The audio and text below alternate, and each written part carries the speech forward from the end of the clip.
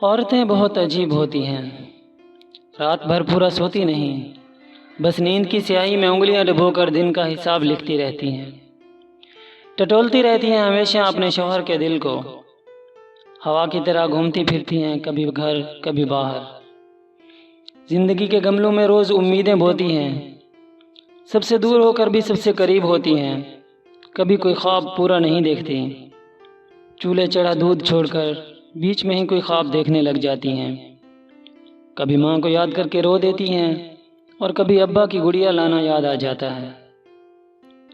کچھ انکہے لفظوں کی کہانیاں اور زندگی کے کتاب کے کچھ کھوئے ہوئے ورق ڈھونڈنا ان کا روز کا معمول ہوتا ہے۔ خوشی کی امید پر پوری زندگی بتا دیتی ہیں۔ سچ ہے، عورتیں عجیب ہوتی ہیں۔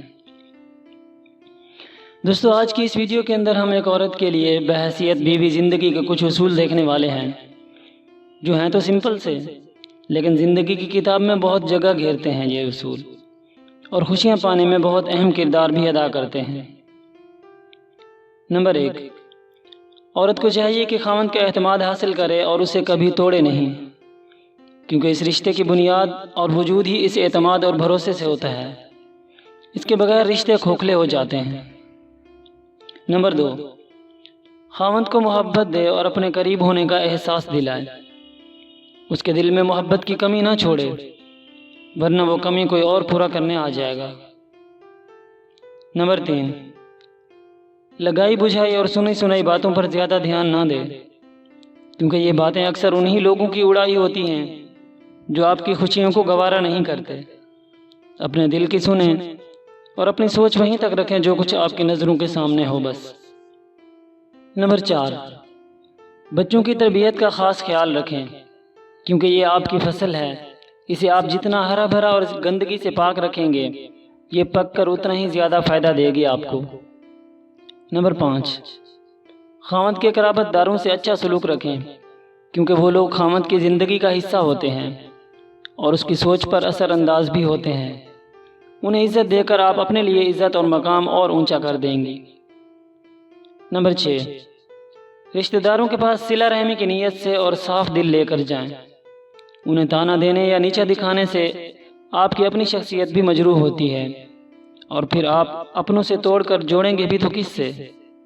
جن لوگوں سے آپ کی خوشیاں جڑی ہیں انہیں اپنے دل سے جوڑ کر رکھیں۔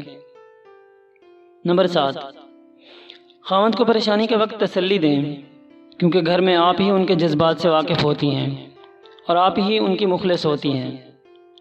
آپ کا اس کو سہارا دینا اس کے لیے باعث فخر ہوگا۔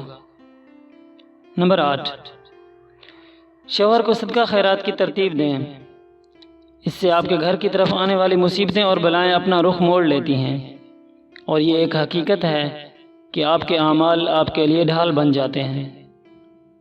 نمبر 9، کام کو وقت پر سمیٹنے کی عادت ڈالیں، کیونکہ گھر کے سارے لوگ آپ کی مرہون منت ہوتے ہیں۔ آپ کی کسی چھوٹی سی لاپرواہی یا غفلت سے سبھی متاثر ہوتے ہیں۔